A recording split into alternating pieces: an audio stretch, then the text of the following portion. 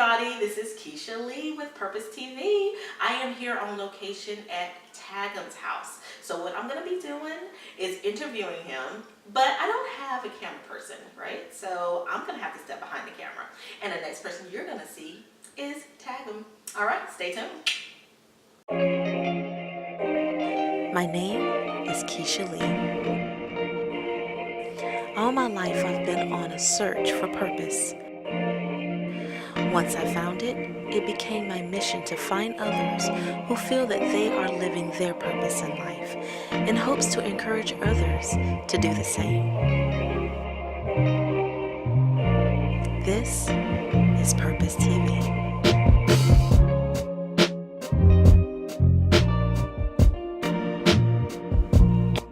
Sit back, relax, and enjoy the show. Come on, follow me.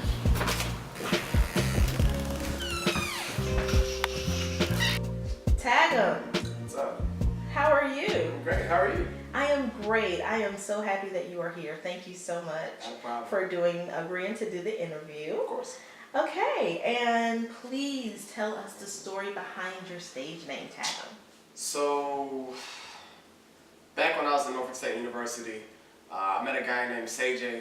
We were both in a band, Spartan Legion, and we both made music, and we also both rapped. And that's not a big elaborate story behind my stage name. One day we were rapping and he was like, you know what? We should call you Tagem. And I was like, yeah. Where are you from? So I'm from a small town named Winton. It's northeast, North Carolina. Not to be confused with Winston, because that happens all the time. But Winton, North Carolina, it's really small. It's one of those one-stop light towns. You can literally ride in and ride out and never even know you were in the town. My parents are from New York. So I have two brothers and a sister, and when my mom was pregnant with me, I'm the last child, my dad didn't want to raise any more children in New York, so my grandparents are already here, so we just kind of all migrated to North Carolina.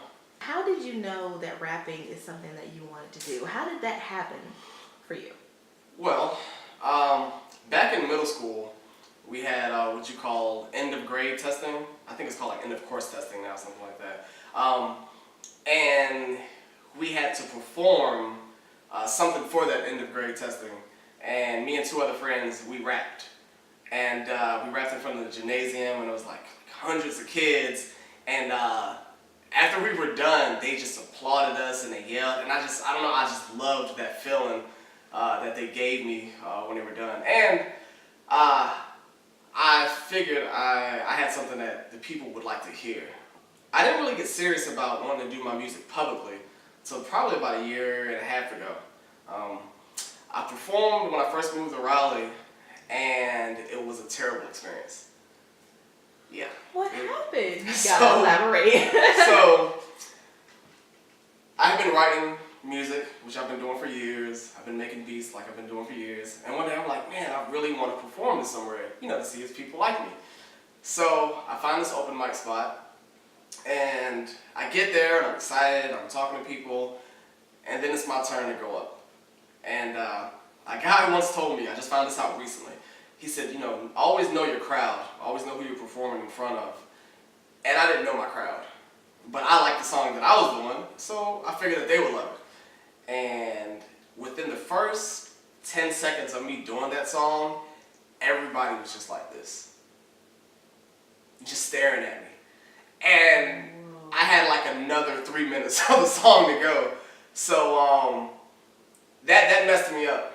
I mean, when I was done, nobody clapped, nobody said anything. I just got off the stage and I literally just drove home.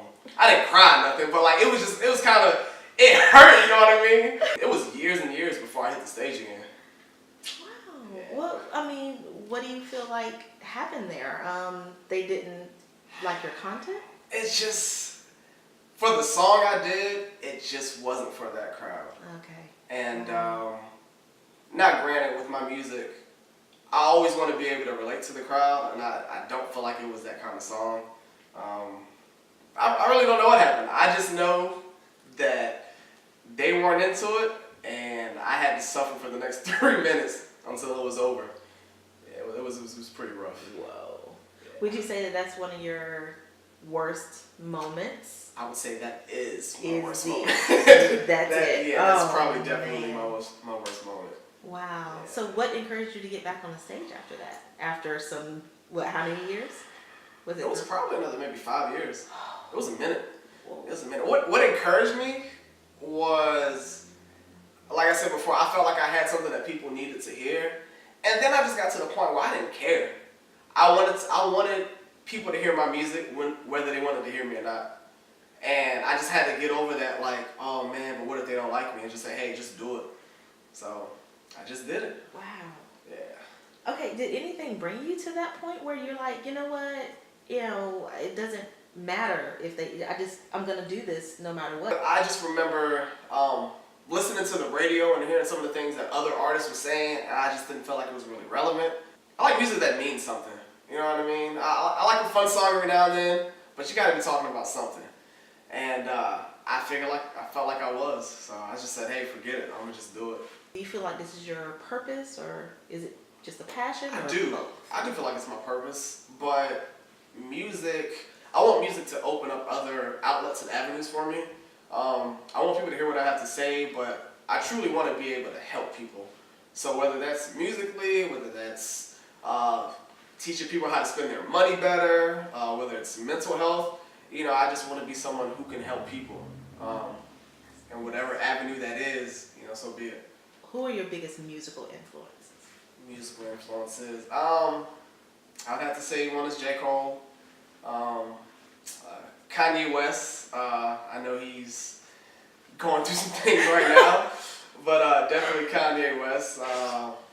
His earlier albums really inspired me for some of the sampling and things that I like to do. Dr. Dre, Eminem, some of those guys. Rapper named Consequence. Of course, I can't forget Lupe Fiasco. Just some of the more lyrical rappers. How far do you want this to go, or do you have a goal for your rap? Wanted to pay the bills. That's it. Yeah, I mean, I want to be able to do it full time. To travel. Are you still recording? Yeah. Okay. Yeah, so I want it to be a full-time job. I want to be able to travel. I want to be able to see the world. And I guess like most artists, like I said, just not have to work for somebody else. I want to work for myself. I want my music to pay for the things that I have and to take care of my loved ones. So what are your biggest fears? Probably failure. I guess, yeah, outside of failure. I mean, because I guess most people's fear is probably failure. But I just don't want to disappoint the people who look up to me. I always want to be able to make them proud. So probably disappointment. What do you feel like your biggest accomplishment has been so far? Honestly, right now, it's just doing what I say I love to do. Just getting back out there and not letting, a moment that, might have hurt me or broke me momentarily to break me permanently. I want to get into the mind of Tagem. Okay. What is your process, I guess, mentally, or if it's something physical, that gets you to your content when you're writing? Funny part about that is there's really no rhyme or reason to how I do things. I mean, I can be at the mall and I can hear a song and it inspires me to write. Or I can hear a sample from something and I'm like, oh man, I'm going to use that in the song. It's just, my inspiration really can literally come at any given moment. Which is funny because sometimes I can sit down and say, hey, I'm going to write, and nothing will come to mind. But I can be driving down the road and I can see something and I'm like, oh yeah, I want to write about that. So it's really random how it happens. Okay, so do you mind talking about your personal life a little bit? What you got? Do you have, are you married? I'm not. Anyone special in your life? Plenty of special people in my life. I'm single. I am single. I am currently single. Okay, do you have any children? No children. No children. Do you have any albums or songs out currently? So, unfortunately, at this very moment, I've been so focused on performing and writing and creating, because, so I don't know if you guys know this, but everything you hear from me, I pretty much make. So I write my own music, I make my own beats, I don't do any big mixing and mastering, but the stuff you hear, I do it all. So I'm trying to find a way to balance all of that, and I'm getting close to doing that. So I will have a single coming out in the next few weeks. So look out for that. So is there any way that people can get in contact with you, or do you have a site where anyone can, contact you, or if you have any merchandise? Yeah. So all my social media handles are Tag Your Hit, so TAGYOURHIT, and I also have a website where I sell my merchandise. It's called tagemshop.com. So the name Tagem, SHOP.com. Alrighty. So what we're gonna do next is actually see Tagem in action. So stay tuned. All right.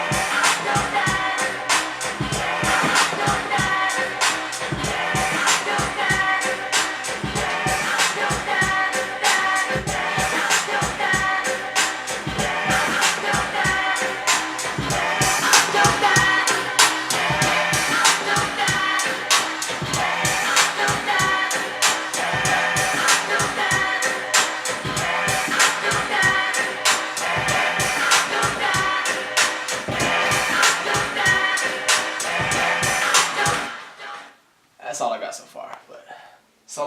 So ever since I started back performing, I always get a lot of people tell me I have that old school hip hop feel, which is funny to me. It's not offensive, but that's not really my goal. I just usually perform those kinds of pieces because I want people to focus on the lyricism and not really the beat so much.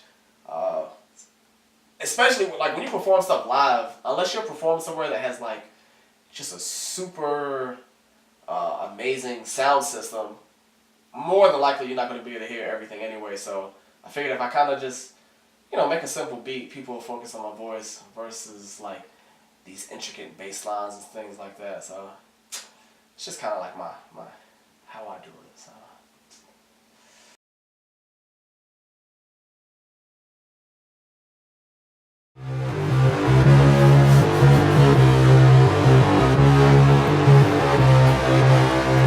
Now everybody wanna talk that gun talk, like it's all fun talk. But when them guns gun off, they be the ones that run off. I'm rapping like I do keto, while you're rapping my buns off. I'm here to stay a while, y'all just some one-offs. Wait a minute. The feeling to be great is always urgent. I tell people eventually success will start emerging. They look at me crazy like Joseph probably did when Mary said, I'm having your kid, knowing good and well she was a virgin. Jesus was a black man, though we tend to forget it, cause even he was killed over a crime he never committed. If you're black in America and the cop lights flash you, my only suggestion is you just drive faster, cause I don't want no pastor preaching over my casket, cause I was killed by outfit for my life type bastard who asked for my ID and shot me before I even had a chance to reach in my glove box and go grab it. Man, I swear the way that cops treat us is tragic. They be making niggas abracadabra like magic. They be acting like they gun shoot worse. But what happens when we get guns and we shoot first? Or when they shoot at us, here we say what for? So we pull out guns, here we shoot back more. And I'm not trying to say that violence is the answer, but why it's when the government killed the Black Panthers? Think about it.